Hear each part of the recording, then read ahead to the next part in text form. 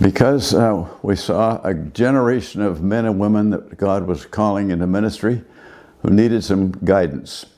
And our aim of Leighton Ford Ministries then was to help young leaders around the world to lead to Jesus, to lead like Jesus, and to lead for Jesus. And that's because what I received in my life and what we wanted to pass on, to lead to Jesus, like Jesus, and for Jesus. And that's 40 years ago right now.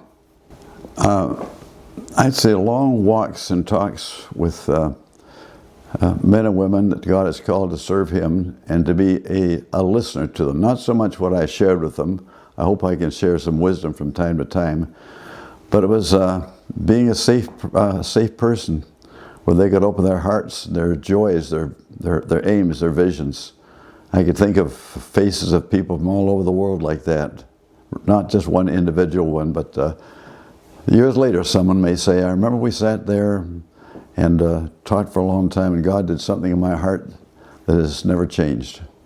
Well, there was a point at which I thought maybe I've done all that God would want me to do, and then one young leader came to me and said, what you started, you can't stop. And how can we keep it going?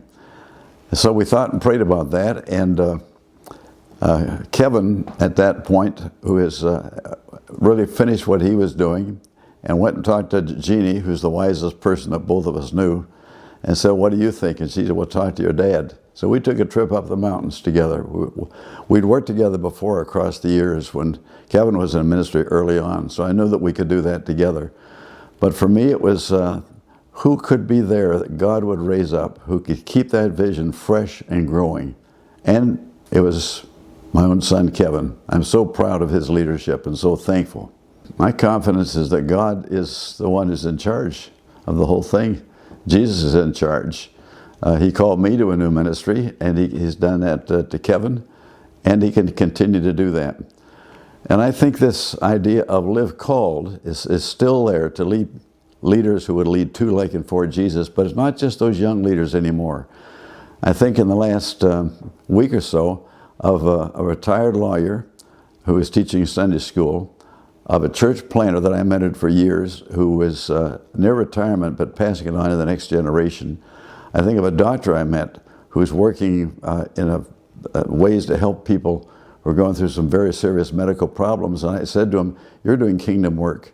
So these are leaders in so many realms of life who need to have that encouragement to lead to, like, and for Jesus. The need is going to be there even more in this divided world, and people who focus strictly on Christ as Lord and Director.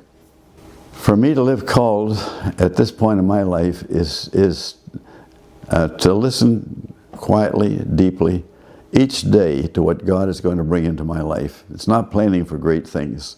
It's trusting that God, it really is in charge. As a friend of mine once said, God's really is God. He's not applying for the job. God is the director. And to respond to that, maybe it's just talking to a wait person over lunch and asking what's going on in their life and how I can pray for them. Those little things are just as important to me as any of the large crusades that we ever had.